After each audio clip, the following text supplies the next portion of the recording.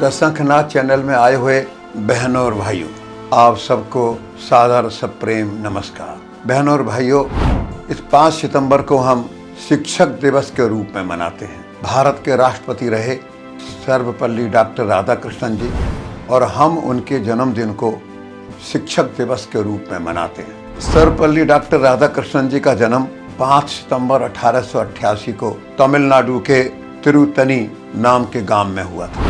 दार्शनिक थे, शिक्षक थे, भारतीय संस्कृति के वाहक थे, रूस में भारत के राजदूत रहे, 1952 से 1962 तक भारत के उपराष्ट्रपति रहे, 62 से 67 तक भारत के राष्ट्रपति रहे। भारत रत्न भारत सरकार ने इनको 1954 में दे दिया था। वेद पुराणों का अध्ययन, हिंदू धर्म में आस्था पूरी थी। जब उनका जन्मदिन मनाने लगे तो उन्होंने कहा, देखो भाई, मेरा जन्मदिन मत मनाइए।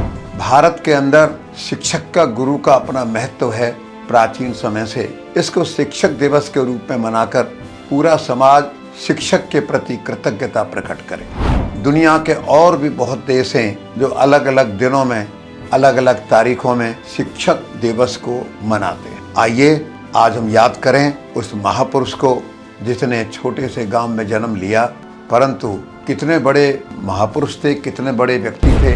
प्राचीन मान्यताओं के अनुसार भारत में गुरु को भगवान से भी ऊंचा, भगवान से भी बड़ा माना जाता है। अपने यहाँ गुरुर् ब्रह्मा गुरुर् विष्णु गुरुर्देवो महेश्वरा ये कहा गया है। गुरु ही सब कुछ है का बहुत सम्मान है, क्योंकि हम उससे बहुत कुछ सीखते हैं। इसलिए अपने देश में गुरु को सम्मानित करने के लिए गुरु पूर्णिमा अथवा व्यास पूजा का उत्सव हमारे देश में मनाया जाता है। बहनों और भाइयों, अब शिक्षक अपने छात्रों को ज्ञान देता है, उसके भविष्य का निर्माण करता है। किंडर गार्डन से लेकर के विश्वविद्यालय तक हमको पढ़ाता है। शिक्षक हमारे व्यक्तित्व को बहुत मजबूत और अद्भुत बनाते हैं। इनके बगैर विश्व और दुनिया चली नहीं पाएगी। एक प्रकार से समाज शिक्षा से, ज्ञान से विहीन होगा, अर्थात असभ्य होगा। और फिर शिक्षक देश का भाग्य तय करता है। कोई भी शिक्षक साधारण नहीं होता है। उसकी गोद में देश का प्रलय और निर्माण उसकी गोद में पलते हैं। 1905 तक का जापान अपमान सहता है, विनाश को सहता है, पर 1905 में वहाँ के कुछ चुने हुए लोग वहाँ के शासकों के साथ बैठकर योजना बनाते हैं, जापान कैसे आगे बढ़े, जापान कैसे उन्नति करे। शुरुआत कहाँ से होती है? शिक्षकों से। जो स्कूल कॉलेज में पढ़ाने वाला शिक्षक और आचार्य है, उनके प्रशिक्षण वर्ग लगते हैं 1 महीने का, 20 दिन का, 1.5 महीने का। पहले वो शिक्षकों को तैयार करते हैं। शिक्षक अपने विषय में भी तज्ञ हो, एक्सपर्ट हो। जापान के विद्यार्थियों को वो संस्कार भी दे, देशभक्ति भी दे, और उनके अंदर लगन पैदा करे कि मेरा देश कैसे उठेगा, मेरा देश कैसे महान बनेगा। आज जो जापान हमको विकसित राष्ट्र दिखाई देता है, उसके पीछे अध्यापकों का बहुत बड़ा रोल है। और जापान ने जब रूस को हराया तो पत्रकारों ने पूछा रूस के सेनापतियों को, तुम जापान जैसे छोटे से एशिया के देश से हार गए? क्या जवाब दिया रूस के सेनापतियों ने? हम जापान की सेना से नहीं हारे, हम तो जापान के स्कूल और कॉलेज में अध्यापक और विद्यार्थियों से हारे हैं, जो अपना जीवन गंवा करके हमको किस तरह मारा जाए इसके लिए तैयार रहता था। आज आप और हम मर्यादा पुरुषोत्तम भगवान श्री राम की पूजा करते हैं। पीछे कौन है? उनका निर्माण करने वाला कौन है? महर्षि वशिष्ठ और महर्षि विश्वामित्र, जो सब प्रकार से उनको शिक्षित और दीक्षित करते हैं। योगी राज राष्ट्र नायक श्री कृष्ण को बनाने वाले कौन है? उनके गुरु संदीपन ऋषि। हर महापुरुष जिसने उस समय देश की युग धारा को बदल दिया, हर नायक के पीछे कोई ना कोई शिक्षक, आचार्य, ऋषि मुनि, संत खड़ा है उसका गुरु बनकर। चाणक्य, चंद्रगुप्त मौर्य, ये जोड़ी कैसे अखंड भारत का निर्माण करती है, विदेशी आक्रांताओं से लड़कर के विजय प्राप्त करती है। दक्षिण भारत का विजयनगर साम्राज्य, उसके पीछे विद्यारण्य मुनि खड़े हुए। छत्रपति शिवाजी के पीछे समर्थ गुरु रामदास हैं, तो स्वामी विवेकानंद जी के पीछे रामकृष्ण परमहंस जी हैं। महाराणा प्रताप के पूर्वज बप्पा रावल के पीछे हरिति ऋषि खड़े हैं। स्वामी दयानंद सरस्वती जी के पीछे स्वामी ब्रजानंद जी महाराज खड़े हैं। राष्ट्र और समाज के निर्माण में शिक्षकों का कितना बड़ा रोल है। लेकिन ये शिक्षक कैसा होता है। सबसे पहले शिक्षक को अपना निर्माण करना पड़ता है। शिक्षक का स्वास्थ्य अच्छा होना चाहिए। शिक्षक अपने विषय का तज्ञ होना चाहिए। शिक्षक छात्रों के दुख सुख में उसकी भागीदारी होनी चाहिए। उसके प्रति उसके मन में संवेदनशीलता होनी चाहिए।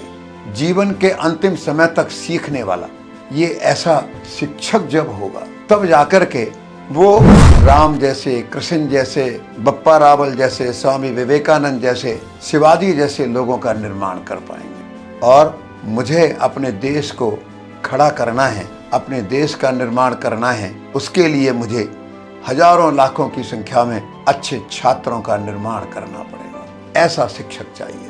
आज भी शिक्षक का सम्मान अपने देश के अंदर सबसे ज्यादा है, जबकि कितना पतन का दौर चल रहा है। अच्छे शिक्षक के पैर आज भी छुए जाते हैं। अच्छे शिक्षक का सम्मान आज भी होता है। और एक बात का विचार करेंगे, शिक्षक का विद्यालय जहाँ वो पढ़ाता है उसका भी उसको ध्यान रखना पड़ेगा। विद्यालय, आवास, बिजली पानी की व्यवस्थाएं ठीक हैं, विद्यालय स्वच्छ और व्यवस्थित है, हरियाली से भरा हुआ है, एक गुरुकुल का सा वातावरण है, विद्यालय में शिक्षा ठीक प्रकार से दी जाती है और विद्यालय में संस्कार ठीक प्रकार से दिए जाते हैं। एक शिक्षक को इस प्रकार का विद्यालय का भी ध्यान करना पड़ेगा। आज़ादी के बाद आज हमको 77-78 साल हो गए। शिक्षा का प्रसार बढ़ा है 18% से, आज हम 80% पर आ गए। समय बदलता गया, शिक्षकों में भी बदल हुआ।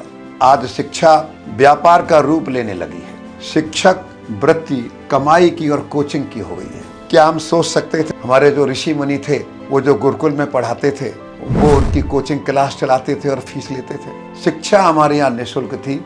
हमारे देश में 15 लाख से अधिक स्कूल और कॉलेज हैं। 1 करोड़ से अधिक शिक्षक और आचार्य हैं। 26 करोड़ से अधिक छात्र और विद्यार्थी हैं। तक्षशिला विश्वविद्यालय में आज से 2300 साल पहले एक आचार्य चाणक्य ने चंद्रगुप्त मौर्य और उनके साथियों को बिठाकर देश पर कैसे विदेशी आक्रांताओं की आंधी आ रही है, हमारी उत्तर पश्चिम की सीमाएं कैसे आक्रांत हो रही हैं, हमने उसको बचाना है और अखंड भारत का निर्माण करना है। एक शिक्षक ने केवल अपने शिष्य, अपने विद्यार्थियों को, छात्रों को लेकर के विदेशी आक्रांताओं से देश की रक्षा और अखंड भारत का निर्माण, शक्तिशाली भारत का निर्माण, विकसित भारत का निर्माण एक शिक्षक ने किया। केवल मुट्ठी भर छात्र, केवल मुट्ठी भर आचार्य ठीक हो जाएं, देशभक्ति से परिपूर्ण हो जाएं, अच्छे छात्रों का निर्माण करने वाले हो जाएं, जापान की तरह संस्कार युक्त छात्रों का निर्माण करें, तो बताइए देश कितना आगे जाएगा। अगर ये 1 करोड़ शिक्षक, लाखों विद्यालय, करोड़ों विद्यार्थियों में से अगर कुछ को भी दिशा मिल जाए तो बताइए देश कहाँ जाएगा। आइए आज हम उन ऋषि मुनियों को याद करें, उन शिक्षक आचार्यों को याद करें, डॉक्टर राधाकृष्णन जी को याद करें जो आदर्श शिक्षक के रूप में योग छात्रों का निर्माण कर पाए, जिनके आधार पर देश ने उन्नति की, महान देश बना, शक्तिशाली भारत बना। इसी के साथ मैं अपने विषय को समाप्त करना चाहूँगा। जय श्री राम।